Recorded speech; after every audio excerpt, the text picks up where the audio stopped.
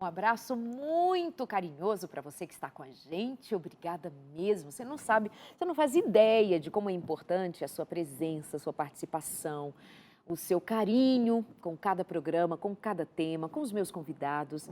Isso para a gente é de uma alegria enorme, nos dá a motivação para continuarmos fazendo, porque estamos fazendo a diferença na vida de pessoas que estão fazendo mudanças importantes e as famílias estão sendo transformadas a partir de decisões tomadas, acompanhando os nossos programas. E isso significa dizer o que nós sempre dizemos aqui, transformar vidas. Esse é o objetivo de ter toda uma programação feita, voltada para atender às suas necessidades e apresentar a Jesus Cristo e sua graça como remédio para as nossas mazelas, como aquele que nos cura de dentro para fora, que nos ensina de verdade a sermos amorosos, perdoadores, misericordiosos. Que Deus abençoe a você. Por falar em Deus abençoar e sermos bondosos, generosos e aprendemos juntos nesse final de semana no encontro de casais em Salvador. Eu e meu marido estivemos ali palestrando o sábado inteiro àqueles casais, 150 casais que estiveram dispostos, disponíveis a ficarmos juntos para aprendermos juntos. É uma troca, a gente compartilha uns com os outros e no final do dia podemos dizer, valeu a pena. Foi muito bom estar com vocês do distrito de Amaralina, que foi quem conduziu toda essa programação, a Aline e o pastor Jefferson, um casal pastoral fantástico. Que Deus os abençoe muito nesse ministério de ajudar as famílias. Obrigada a você que está falando com a gente aqui, também nas nossas redes sociais. Nós estamos no Instagram, estamos no Facebook. Um abraço para a Roberta. E ela diz, eu tenho exigido muito do meu marido. Ele é um pouco parado no sentido de buscar trabalho, por enxergar isso e ela acaba cobrando dele. Miga, deixa eu te dizer um negócio. É que assim, quando a pessoa escuta muita notícia ruim, dizendo que tem 14 milhões de desempregados, acho que é isso, né, pastor, por aí? Baixou para 13, nós estamos nessa faixa. 13, 14 milhões de desempregados, aí eu acho que chega uma hora que o indivíduo, já com uma personalidade um tanto mais fleumática, talvez, ou mais... Fleumática Por aí mesmo. cabe, né? Sim. Aí ele diz assim, tá todo mundo dizendo que não tem emprego para ninguém, eu não vou buscar o meu. Aí você que é um pouco mais ativa, tem uma personalidade um pouco mais proativa, vai lá, dá uma ajudinha, mas lembra de uma coisa, cobrar, exigir, às vezes aparece como culpar, e aí a coisa fica pesada para esse indivíduo e fica de mãos atadas. Dá uma mudadinha na tua estratégia, quem sabe você vai ajudá-lo mais do que cobrar dele, tá bom, meu amor? E foi o maridinho que você escolheu para casar, né? Então, ele deve ter muitos outros valores. Essa coisa de desemprego é uma armadilha também, uma questão econômica dentro de casa, não é, Ana? Muito grande. E aí o que a gente pode fazer? Valorize o que ele faz. Respeite, mostra a ele o respeito, sem a cobrança. Dobre os seus joelhos, ore a Deus. Está difícil, mas nós temos um Deus que é o Deus do impossível. Amém. E mostre a ele o valor que ele tem, aquilo que ele sabe fazer. Você é tão bom nisso. O que nós podemos fazer? Né? Vamos orar juntos? E não o cobrar. Você não consegue, você não vai. Isso é difícil, é uma armadilha e prejudica muito o relacionamento, porque ele já está se sentindo fraco. Ali, pá, ele não consegue. Um sentimento Então, de fracasso, de não ter um trabalho. Né? E não é só ele. 14 milhões ou 13 milhões é muita gente. Então, temos que tomar muito cuidado, querida. Ame o seu esposo e o respeite. A Bíblia fala, marido, ame a sua esposa. Esposa, respeite o seu marido. Essa é a linguagem que a gente sente de ser amado. Ele sendo respeitado e nós sendo amadas. Então, tome cuidado. É isso mesmo. E ela diz que agora, assistindo o programa, acho que estou idealizando muito meu marido. Vou repensar minha postura. Amém. Ai, que coisa mais Que bom. linda. É isso, é repensar a nossa postura. A gente joga muito a responsabilidade para o outro, né, pastor? E esquece de fazer um trabalho com a gente. E o que dá muito trabalho, lidar com a gente mesmo. Darleide, é uma coisa que a gente precisa refletir mesmo. E você que está nos ouvindo, eu queria pedir que você parasse um pouquinho e pensasse algumas coisas, né? Primeiro, a gente tem dificuldade de perceber quem nós somos, né? E se nós tomarmos como referência Deus, nós sempre vamos perceber que nós somos pecadores, né? Somos pessoas imperfeitas. Claro. a gente comenta isso no Fugindo das Armadilhas, né? A gente tem um tópico falando caindo do muro, que é até uma história minha de criança, que eu caí do muro e tal, me machuquei, para mostrar como que a gente realmente é falho e está sempre propenso, muitas vezes, a cair. Esse é um ponto. O outro, a gente traz também isso no nosso livro, Fugindo da Armadilha, posicionando a questão da pós-modernidade. E aí, você que nos acompanha, uma outra coisa que eu queria trazer você à reflexão. Hoje nós vivemos um momento que eu tenho denominado, e alguns autores têm falado sobre isso também, que é um momento de coisificar as pessoas, né? Como nós vivemos um mundo patrimonialista, como o valor está, e aí talvez até um pouco de tristeza e desestímulo desse marido, está no fato de que a valorização está pelo fato de você fazer alguma coisa, né? Há uma música que diz que um homem sem trabalho é um homem sem honra, né? É uma coisa complexa isso na cabeça do homem, porque há essa questão de dizer, olha, você é útil, você é importante quando você faz alguma coisa, quando você tem um trabalho. Tanto que, geralmente, você pergunta para a pessoa, você faz o quê? Você nunca pergunta quem ele é, né? E isso é delicado porque, nesse contexto de cosificação pós-moderna, nós começamos a dar valor para as pessoas pelo que elas fazem e pelo que elas produzem. Então, a gente faz com que elas sejam coisas no sentido, qual a utilidade que ela tem para mim, qual a utilidade que ela tem para a sociedade. É óbvio que nós, como pessoas, temos que realmente ser úteis, produzir coisas para o outro, né? A Bíblia recomenda que nós sirvamos ao outro, né? Esse é um elemento básico. Mas eu não sou o que eu faço, né? Eu sou muito mais do que isso. E nessa coisificação, um dos problemas é esse. Eu sou valorizado pelo que eu faço, pelo que eu tenho, não pelo que eu sou. O outro aspecto, que é uma armadilha muito delicada nisso, é que essa coisificação, numa realidade de sustentabilidade, apesar de ter vários aspectos positivos, né? Eu já dirigi um projeto ambiental por 5 anos, né? Ainda que a sustentabilidade tenha elementos positivos, tem alguns fatores que são negativos. Qual é? Se as coisas podem ser recicladas ou descartáveis, você também pode ser. Exato. Na coisificação, e esse é um ponto delicado, porque no relacionamento conjugal, ao invés de eu lutar por a pessoa, buscar resgatar, como você disse, né, e a Ana comentou também, os valores da pessoa, olha, já não tem mais utilidade para mim, eu vou descartar, né? Esse é um problema muito sério. E aí eu acabo, ao invés de resgatar valores, eu acabo, na verdade, abrindo mão de um relacionamento. Isso tem sido motivo de muitos divórcios, infelizmente, de muitas separações, porque eu não consigo resgatar esse valor. Eu tenho uma atividade que eu faço, às vezes, aconselhamento conjugal, né? Primeiro, geralmente eu não atendo os casais juntos, eu atendo um cônjuge separado do outro. Okay. Depois de um tempo, o que eu procuro fazer? Eu dou uma atividade para eles. Qual é? Olha, o momento foi muito... Você tiver à vontade em casa, né? E quem sabe essa atividade pode ser para você que está nos ouvindo, né? Aquele momento que está agradável, que o conflito está apaziguado, o que você faz? Pega e procura um livrinho, um caderninho, um papel e anote 5 pontos positivos do seu cônjuge. É engraçado que às vezes eu passo esse exercício e aí um dos cônjuges fala assim, nossa, pastor, acho que vai ser difícil. E eu pergunto, vai ser difícil por conta do seu coração ou vai ser difícil por conta do valor que ele tem? É por isso que eu falo que esse é um momento assim um pouco mais apaziguado, né? Então, esse é um elemento interessante, é uma armadilha que a gente tem que fugir. As pessoas são muito mais valorosas do que coisas, né? Na questão pastoral, já tive dificuldades dentro de uma igreja, eu fui pastor de uma igreja bastante grande, e que um empresário uma vez veio conversar comigo para dizer, olha, pô, fulano não está conseguindo desempenhar o papel dele, a gente tem que substituir. Eu falei, não, na empresa a gente até pode fazer isso talvez, eu não consigo cumprir o objetivo, não chegou a meta, eu vou avisando tal, mas mesmo na empresa eu preciso potencializar aquela pessoa, muito mais na vida familiar e conjugal, né? Eu preciso resgatar o potencial. Então, fica aquele exercício para você. Será que você não está faltando parar para refletir um pouquinho? E aí, pensa ali em 3, 4, 5 pontos, como você disse, olha, você que escolheu, né?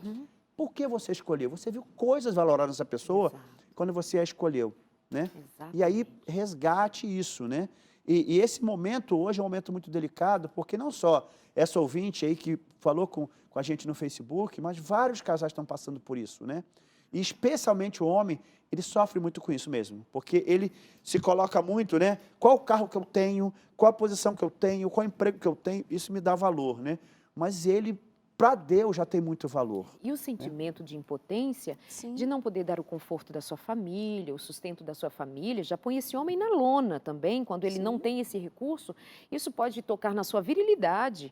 Ele se Uhum. sente impotente em Verdade. todos os aspectos. Então é alguma coisa para a gente avaliar. Ainda que consideremos que há também uma- um número de homens, uma safra de homens que tem se apoiado nessa mulher que sustenta a casa. Não é o seu caso, né, amiga? Não é esse o caso. Tô falando de uma safra de homens que existe também, que tem se apoiado na mulher que trabalha, que mantém, que sustenta, e ele que meio assim, né, tô aqui, aí leva a sua vida de solteiro como se não tivesse uma responsabilidade diante de uma família. Mas não é destes que estamos falando agora, só dando um recadinho, mas nós estamos falando de um casal que está passando por uma crise agora por conta de um desemprego, ou ele está doente, ou enfim, e aí você está deixando, você está abandonando a admiração que você tinha pelo seu marido por conta desta situação agora.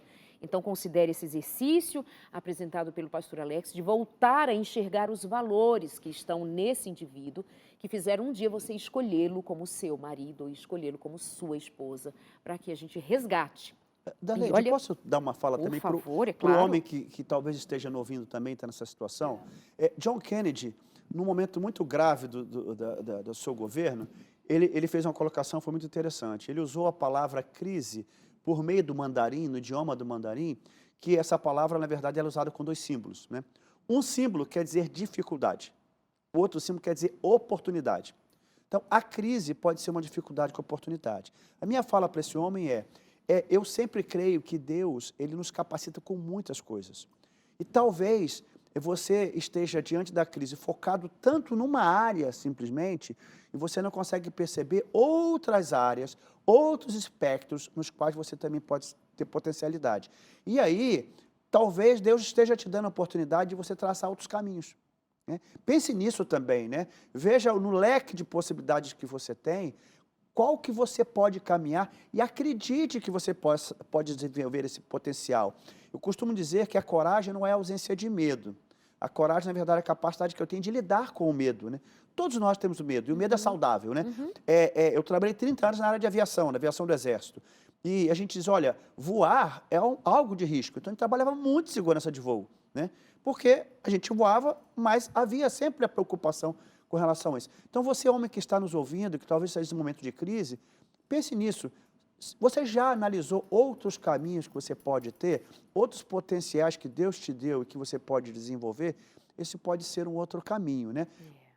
E um outro aspecto, dentro do que você estava colocando agora, que a gente precisa chamar a atenção também, que é uma outra armadilha do contexto pós-moderno que nós vivemos, o hedonismo, que é o fato de eu ter que buscar uma vida feliz e prazerosa, vivo agora, aproveito todas essas coisas, ele afasta uma coisa muito importante. Qual é? O compromisso. Porque buscar o prazer é me afastar de alguns compromissos. A gente faz isso. Gente, vou tirar férias, vou relaxar, né? Não quero lidar com essas coisas. Eu e a Ana, quando a gente sai um pouquinho, às vezes a gente já falamos com todo mundo que é importante, a gente desliga o celular ou sai com um só, né? O prazer, a busca do lazer, do prazer, tem isso, que é saudável. Mas a vida hedonista ela é um problema. Por quê? Como ela tira de mim essa perspectiva de compromisso, porque eu não vou querer me sacrificar. O prazer diz assim, não se sacrifique. E não tem compromisso sem sacrifício, né? Então, esse é um outro aspecto, uma armadilha que às vezes tem se colocado, especialmente com relação aos filhos, né? A gente tem criado uma geração, às vezes, de sala de estar. A gente cria filhos de maneira que eles só vão lidar com as coisas boas, né? Exato. Não dão conta. E aí ele cresce. Um marido ou uma esposa que não aprende o seguinte, olha, lidar com a vida é lidar com compromisso. Lidar com compromisso requer sacrifício, né? Então, esse é um outro problema, né? É uma armadilha que a gente precisa fugir, né? Viver é se comprometer, né, com as pessoas, com a vida. E se comprometer envolve sacrifício, entrega, né, responsabilidade, viver de modo que saiba lidar com as dificuldades que a vida nos apresenta. E aí nós poupamos muito nossos filhos, claro, porque e aí uma coisa que eu sempre costumo lembrar daquilo que a gente tem dito, que é, não quero que os meus filhos passem por aquilo que eu passei. Claro, não estamos falando de abuso, de agressão, de violência, mas Sim. estamos falando assim, de ter trabalhado, de ter se sacrificado. E aí, porque nós queremos poupar nossos filhos dos desafios que a vida nos impõe, eles também estão perdendo a oportunidade de ter o caráter que nós temos, que é um Uhum. caráter forjado no compromisso, nas dificuldades que foram aparecendo, nós fomos ensinados a lidar com isso. Isso não nos mutilou. Isso, pelo contrário, nos fez a enfrentarmos, a sermos mais resilientes. E nós estamos diante de uma geração, os mais novos, eles têm um baixo conteúdo de resiliência. Não sabem enfrentar nenhuma dificuldade de cabeça erguida. Na primeira oportunidade, estão aí, angustiados, infelizes, se automutilando, premeditando a própria morte, desesperados ou matando o outro que não corresponde ao seu ideal. Isso com 14, 15, 16 anos de idade, meninos com 20, 21 anos de idade, no auge da vida, mas absolutamente indispostos a lidar com o diferente. E, enfim, são os mais preconceituosos, se brincarmos com essa questão. Vamos ver que são eles os mais difíceis de conviver com o diferente e por aí vai. Mas isso não é uma acusação, isso é uma constatação de como nós, adultos, também temos lidado e pisado nessa armadilha. Tem uma armadilha e tem muitas outras que talvez não vai dar tempo de lidarmos aqui no programa, mas eles voltam para a gente conversar nisso no outro momento. Continuarmos esse assunto, mas, por exemplo, quando o senhor trouxe a questão do filho, Sim. muitas vezes o primeiro filho, o nascimento de filhos é uma grande armadilha para os casais, né, Ana Paula? Sim. Nós temos que tomar cuidado, a gente fala muito nas nossas palestras que confunde, né, casamento com filhos, Exato. né? A relação conjugal. O casal, Deus criou primeiro, o homem e a mulher. Depois veio os filhos. Né? Mas ele diz, deixai pai e mãe se unir a uma mulher. Mas não tinha filhos ainda. Era só ele e ela. Então, às vezes a gente fala, não, porque meus filhos, porque meu casamento, ele está muito bem, nossos filhos estão criados, nós temos uma casa. Sim, e vocês dois? O que fizeram enquanto esses meninos estavam crescendo, né? Isso, não podemos esquecer. Ele faz um comentário muito interessante, que é o nosso caso agora, os meninos cresceram, saíram de casa. Muitas vezes tem casais que falam assim, opa, peraí, quem é você? Isso. Nossa, está aqui muito tempo? Por quê? Se dedicou. Tudo é o meu filho. Eu vejo muitas amigas e irmãs em Cristo falando, não, porque tudo é meu filho, porque se precisar... Eu falei, e o seu esposo? Não, ele vai entender. Ele vai entender porque é o nosso filho, é o momento... Eu falei, sim, mas o seu filho um dia vai embora. Você não está deixando de amá-lo em hipótese alguma. Só que cuidado. Não está quem negligenciando vai ficar com você até que a morte separe é o seu cônjuge. Exato. Né? Então, é uma armadilha. Cuidado. Sabe que nesse ano, né, a nossa filha casou e é super natural, comum que as pessoas nos abordem e digam assim, e aí, como é que tá o ninho vazio? E aí? Aí até aconteceu uma ocasião de eu dizer assim, como digo sempre, tá tudo bem, tá tudo ótimo. Ela já estudava fora, casou, tá morando na Alemanha, tá tudo bem. Você não viveu a crise do ninho vazio? Não. Mas você ainda vai sentir. Parece que há assim eu estou profetizando que vai, porque você tem que... Não, por quê? Quando nós não nos dedicamos somente a um aspecto da vida, quando este aspecto, os outros aspectos são atendidos também, você não sofre tanto quanto sofreria se você tivesse investido tudo numa única alegria. Verdade. Minha filha, minha alegria mais linda da vida. Minha maternidade é felicíssima. Mas não está toda a minha felicidade ali. Tenho a felicidade no meu casamento, eu tenho a felicidade na minha fé, eu tenho a felicidade no meu trabalho. Eu sou uma mulher que compreendi a graça de Cristo na minha vida e isso é a alegria base fundamental da minha existência.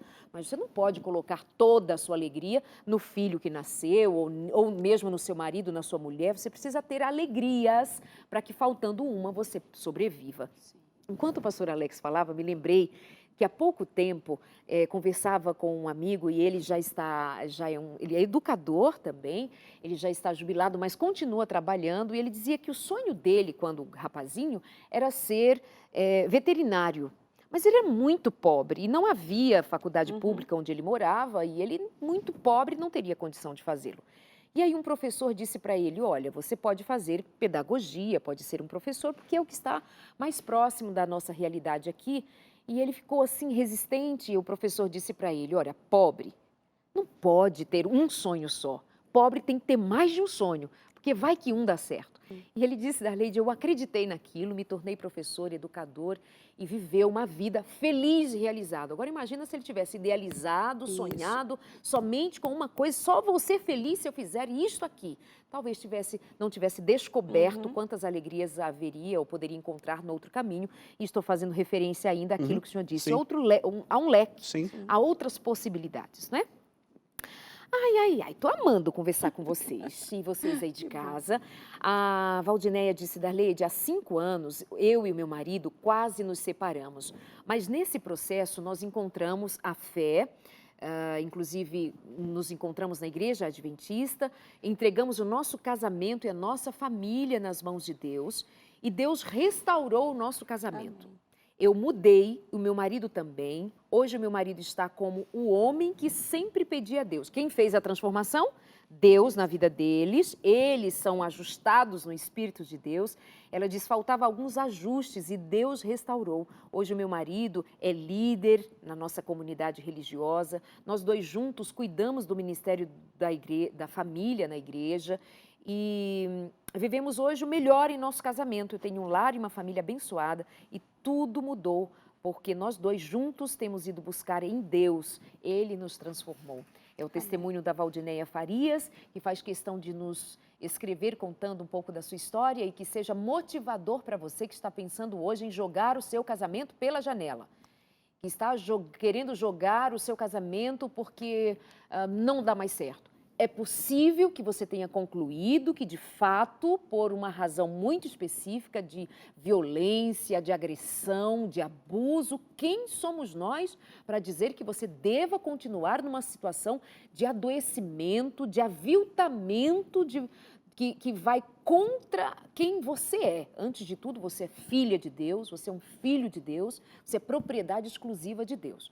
Mas se eu estou falando agora, se nós estamos falando a alguém que está em crise ou desistindo do seu casamento porque pisou na cilada da ilusão, na armadilha da idealização ou qualquer uma outra destas que nós citamos aqui hoje no programa, ou que o Espírito Santo tenha feito você compreender, mesmo que não tenha sido citado aqui, que você dê a si mesmo a oportunidade de deixar que o Espírito de Deus faça uma atuação plena no seu coração e te transforme verdadeiramente para que a sua família seja outra vez colocada no lugar em que Deus, aí sim, Deus idealizou que ela estivesse, debaixo da plenitude da graça de Cristo Jesus. Aí somos homens e mulheres, ainda com suas dificuldades e limitações, porque ainda não fomos transformados como em Cristo há o plano de ser. Mas estamos nesse processo e há de ser ainda que você diga como a Valdinéia diz, hoje vivemos o melhor do nosso casamento na presença de Deus, não é? Falta só mais um pouquinho, Ana Paula e pastor, tragam para nós o que vocês consideram nesse restinho de programa, dizer a respeito, quem sabe, de uma outra cilada, de algum outro recado que queiram deixar. Ana Paula.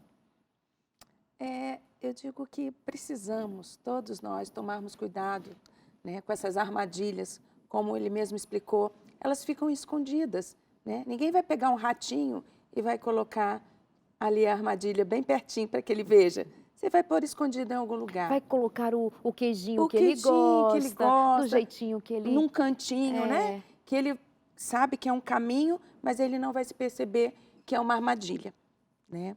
Então, temos que tomar cuidado com muitas coisas que a mídia tem falado para você, mulher. Você é valorosa, você é bela pelo que você é. O seu esposo, valorize você e ao seu esposo.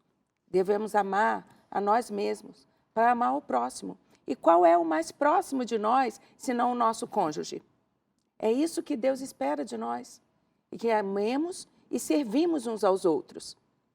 E orarmos para que Deus nos ajude a enxergar essas armadilhas e nos afastar dela.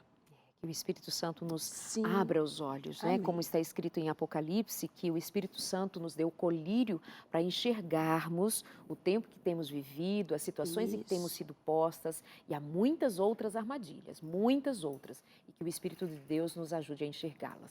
Pastor Alex.